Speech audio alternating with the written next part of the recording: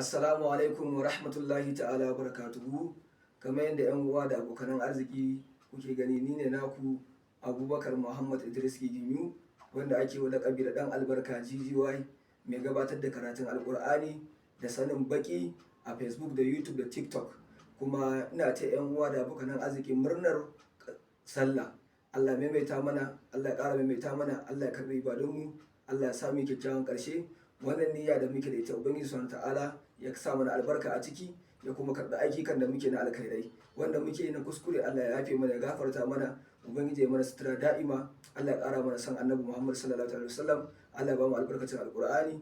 Ubangiji Subhanahu ta'ala ya samu rabu duniya lafiya da kuma iyayenmu lafiya. Allah ya kare mu, ya kare mana mutuncinmu dan arzikin Annabi Muhammad sallallahu alaihi wasallam. Daga ƙarshe ina mai sanar da 'yan uwa da abokan arziki da masoya cewar wannan karatu da muke yi muna yin sa ne fi sabilillahi, kuma da niyyar taimaka 'yan uwa da suke da buƙatar karatun Alƙur'ani ya kyau ya kuma samu kyautatuwa insha Allah ta'ala. Wassalamu alaikum.